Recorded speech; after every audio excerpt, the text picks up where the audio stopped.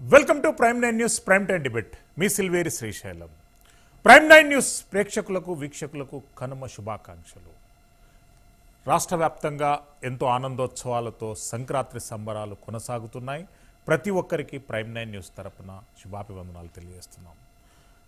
సంక్రాంతి సందర్భంగా చంద్రబాబు నాయుడు గారికి good news వస్తుందని చాలా వరకు తెలుగుదేశం పార్టీ శ్రేణులు ఎంత ఆతృతగా ఎదురు చూశారు. కానీ సుప్రీంకోర్టు నిరాశను మిగిలించింది.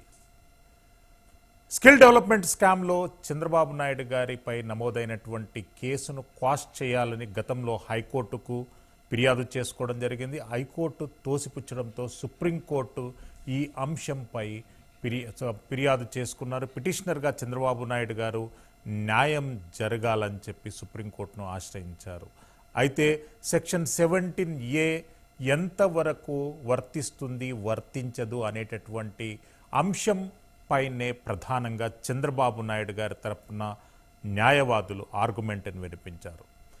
ఇరు పక్షాల వాదన విన్నటువంటి ధర్మాసనం ఈరోజు సుప్రీంకోర్టు చీఫ్ జస్టిస్ కోర్టులోకి ఈ అంశాన్ని తీసుకొని వెళ్ళింది. మరోసారి ముగ్గురు త్రిసభ్య బెంచ్ ధర్మాసనం ఈ అంశంపై వాదనలు వినాలని చెప్పి ఇరువురు జడ్జెస్ ఈ జడ్జిమెంట్ పైన డిఫర్ చేశారు. అంటే ఒక జడ్జి ఒక వాదనను, మరొక జడ్జి మరో వాదనను ఇవ్వడం అనేటటువంటిది డిఫరెంట్ ఒపీనియన్ను క్రియేట్ చేశారు. అయితే ఇందులో కోసమెరుపు ఏంటంటే చంద్రబాబు నాయుడు గారి పైన నమోదైనటువంటి FIRను ఎవరూ తప్పుపడలేదు. అతనిపై ప్రాసిక్యూషన్ను ఏ రకమైనటువంటి తప్పును ఇద్దరు జడ్జెస్ కూడా పట్టడం లేదు. అయితే చంద్రబాబు నాయుడు గారిపై నమోదైనటువంటి కేసును పరోక్షంగా సుప్రీంకోర్టు సమర్థించినట్టు ఇద్దరు జడ్జిలు కూడా ఈ అంశాన్ని తప్పు పట్టకపోవడం అనేటటువంటిది కొంతవరకు చంద్రబాబు నాయుడు గారికి మనం అది డ్యామేజ్గానే మనం భావించాలి.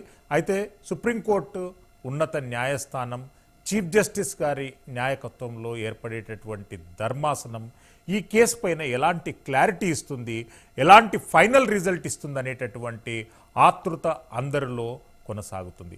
గత 3 నెలల నుండి సుప్రీంకోర్టు ఈ అంశంపై పలు కోణాలలో పరిశీలించి ఒక జడ్జి చంద్రబాబు నాయుడు గారికి 17A అప్లికబుల్ అవుతుందని, మరో జడ్జి చంద్రబాబు నాయుడు గారికి సుప్రీంకోర్టు జడ్జి మరో జడ్జి చంద్రబాబు నాయుడు గారికి 17A అప్లికబుల్ కాదు అనేటటువంటి భిన్న కథనాలు వెలువచ్చడంతో ఇప్పుడు సుప్రీంకోర్టు చీఫ్ జస్టిస్ కోర్టులో బాలుంది. ఎలాంటి నిర్ణయం ఇవ్వబోతారనేటటువంటిది ఆతృతగా ఎదురుచూస్తున్నారు. కేవలం ఆంధ్రప్రదేశ్ రాష్ట్ర రాజకీయాలకే పరిమితమయ్యేటటువంటి జడ్జిమెంట్ కాదు ఇది. దేశవ్యాప్తంగా ఉన్నటువంటి అన్ని రాజకీయ పార్టీలకు పరిమితమయ్యేటటువంటి జడ్జిమెంట్ కనుక సుప్రీంకోర్టు ఆఫ్ ఇండియా కూడా అన్ని కోణాలలో, అన్ని అంశాలలో, అన్ని రాజ్యాంగపరమైనటువంటి అంశాలలో కులంకుశంగా పరిశీలించి ఈ కేసులో తుది తీర్పు ఇవ్వనున్నట్టు స్పష్టంగా తెలియవస్తుంది. ఈరోజు వెలువడినటువంటి తీర్పు చంద్రబాబు నాయుడు గారికి వ్యతిరేకంగానే మనం భావించుకోవాలి. ఇద్దరు సుప్రీంకోర్టు జడ్జిలు కూడా ఎవ్వరూ చంద్రబాబు నాయుడు గారి పైన నమోదైనటువంటి FIRను తప్పుగా అభివర్ణించలేదు, ప్రాసిక్యూషన్ను తప్పు పట్టలేదు. స్పెషల్ కోర్టు కాన్స్టిట్యూషన్ గురించి వాళ్ళు ఏ రకమైనటువంటి చర్చ తమ జడ్జిమెంట్లో వ్యతిరేకించినట్టుగాని స్పష్టం చేయలేదు. అయితే చీఫ్ జస్టిస్ ఆఫ్ ఇండియా ఇవే అంశాలను పరిగణలోకి తీసుకుంటారా, కొత్త వాదనలు కొత్త తరహాలో ఒక క్లారిటీ ఇచ్చేటటువంటి దిశగా CJI వెళ్తారా అనేటటువంటి అంశంపై ఆతృత కొనసాగుతుంది. ఈరోజు ప్రైమ్ 9 ప్రైమ్ టైం డిబేట్లో మనతో పాటు పెంటపాటి రవిచరణ్ గారు సీనియర్ అడ్వకేట్ మనకు లైవ్లో అందుబాటులో ఉంటారు. ముప్పాల సుబ్బారావు గారు సీనియర్ అడ్వకేట్, అదేవిధంగా బార్ కౌన్సిల్ ఆఫ్ ఆంధ్రప్రదేశ్ సభ్యులుగా ఉన్నారు, సీనియర్ న్యాయవాదులు. ఎన్నో లెజిస్లేటివ్ ల్యాండ్మార్క్ జడ్జిమెంట్స్కు ఆయన న్యాయవాదిగా వ్యవహరించారు. మొదటగా ముప్పాల సుబ్బారావు గారు మీతో ప్రారంభిద్దాం. ముప్పాల సుబ్బారావు గారు, ఈరోజు వచ్చినటువంటి జడ్జిమెంట్ పైన భిన్న కథనాలు వినిపిస్తున్నాయి. ఇద్దరు జడ్జిలు డిఫరెంట్ జడ్జిమెంట్స్ ఇచ్చారని, అది కాన్స్టిట్యూషనల్గా కాంట్రడిక్షన్ని క్రియేట్ చేసే విధంగా ఉంటుంది అని చెప్పి ఆ అంశాన్ని CJI ముందుకు తీసుకెళ్లారనేటటువంటి అంశం స్పష్టంగా తెలుస్తుంది. మీకున్నటువంటి పరిజ్ఞానంతో మీరు ఎట్లా అభివర్ణిస్తారు ఈ అంశాన్ని? మీ సిస్టమ్ మీట్లో ఉన్నది సుబ్బారావు గారు, కొద్దిగా అన్మ్యూట్ చేయండి ప్లీజ్. ఇక్కడ ఒకటి చాలా స్పష్టమండి. ఎస్. సుప్రీంకోర్టు ఇద్దరు న్యాయమూర్తుల ధర్మాసనం 17A మీద భిన్న తీర్పులు ఇచ్చింది. ఎవరి తీర్పు వాళ్ళే చెప్పారు. ఎస్. సహజంగా ఇలాంటిది రేర్ కేసుల్లో సహజంగా జరుగుతూ ఉంటుంది. దాంట్లో అనురుద్ధి బోస్ ఆయన ఇచ్చిన దాంట్లో 17Aని మద్దతు పలుకుతూ 17A ముందు వాళ్ళు పర్మిషన్ తీసుకొని ఉండవలసింది, ఆ విధంగా పర్మిషన్ తీసుకోలేదు అని దాన్ని తప్పుపట్టాడు. 17A అప్లై అవుతుంది దీనికి అని చెప్పేసి స్పష్టంగా పేర్కొంది. సరే, బేలా త్రివేది గారు దానికి విరుద్ధంగా ఏం చెప్పారంటే, ఆల్రెడీ ఇది ఎమెండ్ అవ్వక ముందు ఈ నేరం జరిగింది అంటున్నారు. కాబట్టి ఎమెండ్ అవ్వక ముందు జరిగిన దానికి ఈ 17A PCR act, prevention of corruption act 17A apply కాదు అనేది ఆమె చెప్పింది. కానీ ఇద్దరు కూడా ఫ్యాక్ట్స్లోకి వెళ్లకుండా భిన్న కోణాల్లో భిన్న తీర్పులు చెప్పినారు. కాబట్టి ఇంకా డైరెక్ట్ గా CJ గారి దగ్గర పెట్టాలి. భిన్న ఆలోచనలో భిన్న తీర్పులు వచ్చినాయి కాబట్టి CJ గారు అది ముగ్గురితో వేస్తారా, ఐదుగురితో వేస్తారా ఆయన ఇష్టం, ఎవరితో వేస్తారని ఒక లార్జర్ బెంచ్ని CJ గారు క్రియేట్ చేస్తారు. మళ్ళీ యథావిధిగా ఆర్గ్యుమెంట్లు కొనసాగుతాయి. ఆర్గ్యుమెంట్ల ప్రకారం వాళ్ళు ఫర్దర్ గా ఏ నిర్ణయం తీసుకున్నారో ఆ నిర్ణయం తీసుకుంటారు. ఇక్కడ ఎవరు గెలిచారనే దానికి అసలు అది ఉత్పన్నమే కాదు.